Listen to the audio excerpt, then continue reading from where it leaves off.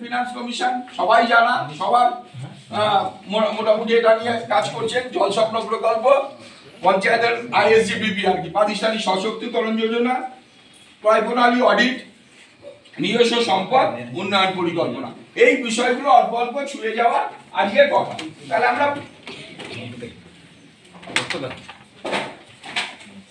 প্রথম অধিবেশন যেটা আমরা বলেছিলাম সেটা হচ্ছে, দেখুন ওই সংবিধানে বলেছে 243B 243C এরপরে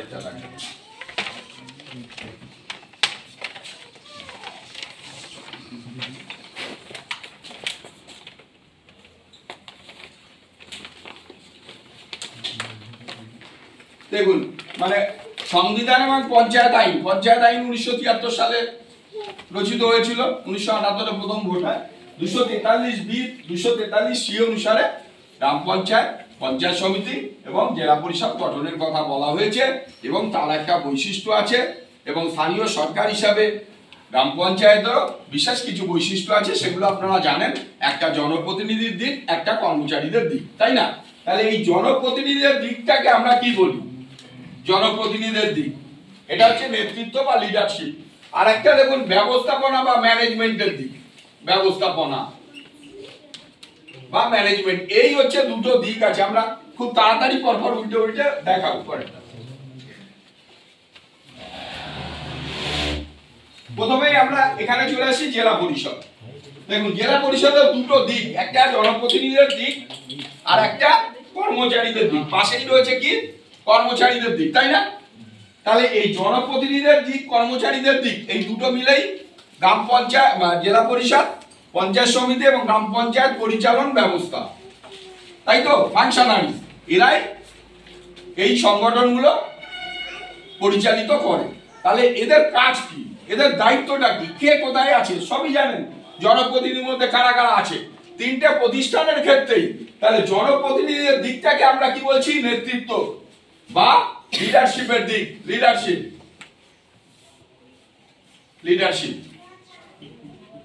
জনপ্রতিনিধিদের দিকটা হচ্ছে লিডারশিপের দিক, নেতৃত্ব।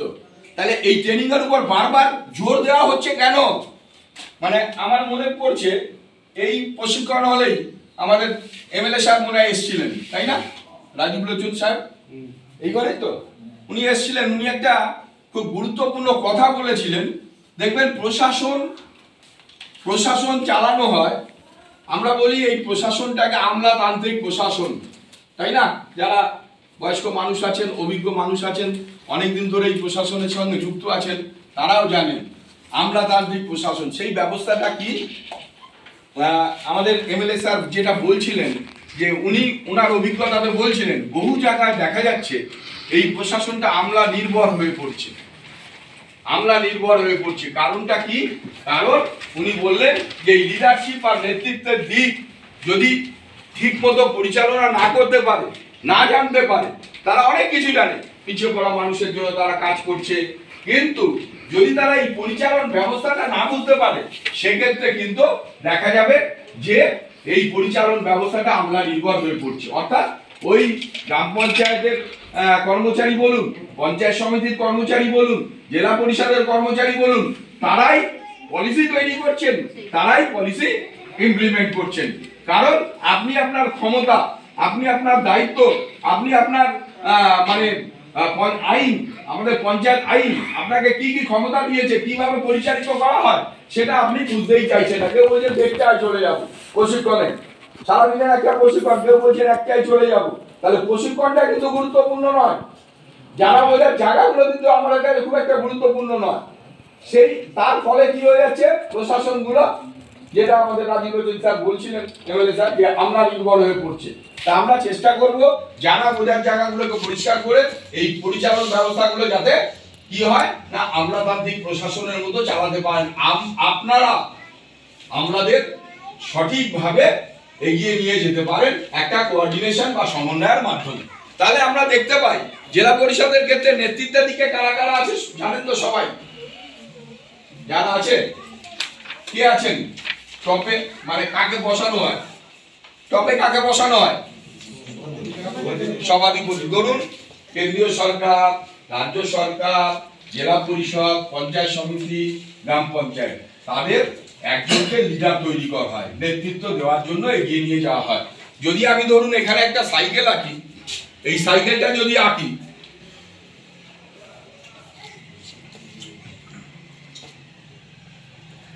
এই সাইকেলটা, এটা সামনের চাকা, সামনের চাকার এই স্পোকগুলো কারা? মেম্বার। বলেছিলাম আগের বার জনপ্রতিনিধিদের। এই মাঠঘাটটা আছে, এটা কি? এখানে কারা বসে? মন্ত্রীরা বসে, সঞ্চালক। তাহলে এই স্পোকগুলো হচ্ছে মেম্বার, আর মাঠঘাটটা হচ্ছে কি না? মন্ত্রীরা বসে। মন্ত্রীরা কি করবে? মাঠঘাটটার কাজ কি? ময়লা কাদা জল যাতে স্পোকগুলো এসে ছিটে না পড়ে, তাই না? তাহলে সাইকেলটা মুভ করবে কোন দিকে? পিছনের দিকে না সামনের দিকে? এবং কোন জায়গাটা আগে মুভ করবে? কোন জায়গা? আমরা তো সবসময় এর দিকে আঙুল তুলি, সব হয় না, এই কাজ হয় না, ওই কাজ হয় না, সবসময় অন্যের দোষ দিতে ভালোবাসি। তিনটে আঙুল নিজের দিকে থাকে, একটা আঙুল উপর দিকে থাকে, সব দেখছে উপরে। চিত্রগুপ্ত বসে হাত সোজা তো আমাদের সবার। মনে আছে গল্পটা কারো? কেউ শোনেন না তাহলে? কারো মনে নেই? হাত আমাদের সোজা। মনে আছে গল্পটা? কে বলতে পারবেন? কে একটু মানে সময় নষ্ট করার দরকার, একটু ছুতে পারবেন তো? একটু মস্তিষ্কের বা বুদ্ধির গড়ায় ঘা দিতে পারিনি আমরা। এটা আমাদের ব্যর্থতা, আপনাদের নয়। এই কদিন আগে এই ট্রেনিং করে আমরা বলেছিলাম হাত আমাদের সোজা। যদি একে অপরকে আমরা সাহায্য না করি, তাহলে কিন্তু একটা সুন্দর সমাজ, সুন্দর ব্যবস্থা গড়ে উঠতে পারে না। বলেছিলাম, মনে আছে? একটুও মনে নেই, কারণ শোনেনি। কারণ প্রশিক্ষণ শোনার মতো মানে কি বলবো, এটা একটা খুব কঠিন কাজ। তো আমাদেরও এটা খুব কঠিন কাজ। বুদ্ধির গোড়ায় বা চেতনা স্তরে ঘা দেওয়া, এটা অনেক মহাপুরুষরা পারেননি, আমরা তো খুব সাধারণ মানুষ। যাই হোক, যেটা মর্ত, স্বর্গ আর নরক, এই গল্প দিয়ে বুঝিয়েছিলাম। নরকে খাবার দাবার উল্টে একটা বিশৃঙ্খলার পরিবেশ তৈরি করছে, কিন্তু ওই মানুষগুলোই যখন স্বর্গে যাচ্ছে, তখন বিশৃঙ্খলা না করে যে যেটা খেতে ভালোবাসে তার সামনে দাঁড়াচ্ছে, তার বিপরীত মানুষটা তুলে তাকে খাইয়ে দিচ্ছে। এই যে একে অপরের মধ্যে যদি সাহায্য করি, এই মানসিকতাটা তৈরি করতে পারি, তাহলেই কিন্তু একটা সুষ্ঠু পরিচালন ব্যবস্থা তৈরি হতে পারে। তাহলে সামনের চাকাটাকে এগোতে হবে ফার্স্ট, লিডারশিপ বা নেতৃত্বের দিকটা। নেতৃত্বের দিকে পঞ্চায়েত সমিতি, জেলা পরিষদ বা গ্রাম পঞ্চায়েতে কারা কারা থাকে, বারবার করে আমরা বলেছি, আপনাদের সবার জানা, আপনারাই আছেন, তাই তো? 10টা সভাধিপতি, সহকারী সভাধিপতি, 10টা স্থায়ী সমিতির কর্মাধ্যক্ষ সাহেব, হ্যাঁ, আর মেম্বাররা। এরা মিলে, এই মেম্বাররা মিলে কি করে? কতগুলো মন্ত্রী নির্বাচিত করে এই মাঠঘাটটা। হ্যাঁ, এই সাইকেলটা চালানোর জন্য এখানে একটা সিট থাকে, সিটে বসে প্রধান, সিটে বসে সভাপতি, সিটে বসে সভাধিপতি, আর তার পাশের সিটেই বসে উপপ্রধান, তাই তো? উপপ্রধান বা সহকারী সভাপতি বা সহকারী সভাধিপতি পাশে বসেন। সাইকেলটা, এই যে পিছনের চাকা আছে, পিছনের চাকা অনেকগুলো স্পোক আছে, এই স্পোকগুলো হচ্ছে কর্মচারী। সামনের চাকার স্পোকগুলো কিন্তু কর্মচারী নয়। কর্মচারীদের কোনো পলিসি তৈরি করার ক্ষমতা নেই। পলিসিটা আপনারা তৈরি করবেন। আপনারা একটা দিশা দেখবেন, একটা ভিশন থাকবে আপনাদের, যে আমি এই এলাকার জনপ্রতিনিধি, এই এলাকা আমার তালুর মধ্যে আছে, এই এলাকার তত্ত্ব ভান্ডার আমার তালুর মধ্যে আছে। কোন বাড়িতে খুব কষ্টের মধ্যে আছে, কোন বাড়িতে স্কুল ড্রপ আউট হচ্ছে, কোন বাড়িতে কি খুব কেউ অসুস্থ অবস্থায় আছে, টোটাল তথ্যটা আপনার তালুর মধ্যে থাকবে। তাহলেই আপনি ওই আপনার এলাকাটাকে একটা সুন্দরভাবে দিশা দেখে এগিয়ে নিয়ে যাওয়ার চেষ্টা করতে পারবেন। তার জন্য আপনার হাতে কি আছে? আপনি যে ভিশনটা বা দিশাটা দেখছেন, সেটা কোন লক্ষ্যের উপরে বলতে পারবেন? লক্ষ্যটা কি আপনাদের? আগেরবারও বলেছিলাম, লক্ষ্যগুলো কি আপনাদের?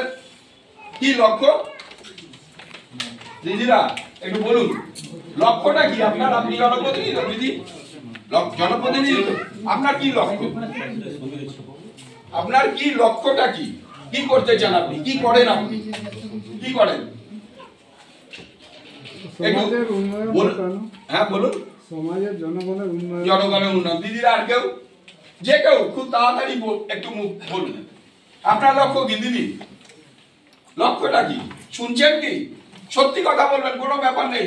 এবারে আরেকটা বলি, অনেকের ভালো লাগবে না শুনতে, আমাদের কথা শুনতে ভালো নাও লাগতে পারে, একদম স্বেচ্ছায়, এটা অ্যাডাল্ট এডুকেশন, সবাই মিলে আলোচনা করছি, সেক্ষেত্রে আপনি বাইরে ঘুরে আসতেই পারেন। সময় নষ্ট করে তো মূল্যবান সময় দরকার নেই। হ্যাঁ, একটু কথাটা বলতে হবে। দিদি, কি লক্ষ্য আপনার, কেন এসছেন এখানে? দাদাই সব করেন, তাই তো, এটাই বলুন স্টেট। আপনি কাজ করেন, মিটিংয়ে যান না দাদা যান? আপনি যান, সই করে দেন খালি বাড়িতে, দাদা খাতা নিয়ে আসে, কোনো অপরাধ নয়, ওটা হতেই পারে। নর্মাল যেটা যেটা সত্যি সেটা বলুন, কোনো অসুবিধা নেই। এখানে সেই আলোচনা সভা, এটা কিন্তু কোনো প্রশিক্ষণ কর্মশালা নয়। একে অপরে আদান প্রদান করব, গল্প করব, যদি কিছুটা আমরা শিখতে পারি বা এগিয়ে নিয়ে যেতে পারি। দিদি, কি লক্ষ্যে কাজ করছেন? লক্ষ্যটা কি আপনার? কি করেন? দাদা তো বললেন, শুনলেন তো, বলুন। ব্যাস, দারুণ, জোরে হাততালি দিন তো ওনার জন্য একটা, জোরে, তাহলে সবাই বলতে চাইবে, জোরে জোরে। আবার হাততালি এত আসতে তো আমার সহ্য হবে না, জোরে দিন, আবার জোরে, 1 2 1 2 3 1 2 জোরে জোরে হাততালি দিন। দিদি খুব সুন্দর বলেছেন যে এলাকার উন্নয়নের জন্য, পিছিয়ে পড়া মানুষের জন্য আমরা কাজ করি। দিদির জন্য আমরা জোরে একটা হাততালি দেবো। কিভাবে? ফার্স্ট সবাই হাত হাত হাত উপরে তুলুন, বসে বসে, 1 2 1 2 3 2 1 2 3 2 1 2 3 1 2 1 2 3 1 2 1 2 3। সবাই দিচ্ছেন না, কি কেন? কারণটা কি? সবাই অসুবিধা হচ্ছে? হ্যাঁ, সবাই সবাই না, সবাই হাত, শরীর ভালো থাকবে, মন ভালো থাকবে। মন সুস্থ না থাকলে শুনবেন না আপনি, ট্রেনিং শুনবেন না, শুনছেনও না, আপনাকে লোক শুনছেন না কেন আমি বুঝছি না। মনটা কেন আপনাদের বাইরে, ট্রেনিং এর মধ্যে নেই কেন? মাইন্ডসেটটা অনেকেরই নেই না। যদি মনে করেন সেরকম, তাহলে আমি ফালতু কষ্ট করে করতে যাবো কেন? তাই না? আমি যে এত বকছি, মিনিটে 150টা শব্দ শোনা যায়, 1000টা শব্দ বলা যায়, আমার তো আইক্ষায় হচ্ছে, কি দরকার আছে যেটা কাজে লাগবে না, তাই না? শুনতে হবে, আর শুনতে ইচ্ছা না করলে গল্প করব, খেলা আছে, আড্ডা দেবো। তাহলে দেখুন লক্ষ্যটা কি। দু একজন ঠিকই বলছেন, আপনার হয়তো কথা বলছেন, আস্তে আস্তে বলবেন। লক্ষ্যটা হচ্ছে, সারা পৃথিবীতে লক্ষ্য ঠিক করে দিয়েছে, দারিদ্র দূরীকরণ করি, পিছিয়ে পড়া মানুষের জন্য কাজ করি। পৃথিবী একটা লক্ষ্য ঠিক করে দিয়েছে, এটাকে বলে SDG, sustainable development goal. Sustainable development goal, এই 17টা লক্ষ্য 193টা দেশ মিলে ঠিক করে দিয়েছে। এই 17টা লক্ষ্যের উপরই আমাদের কাজ করতে হবে। কখন আমরা কাজটা করতে পারবো? যখন আমাদের একটা ভিশন থাকবে, একটা দিশা থাকবে। যেমন আমি এখানে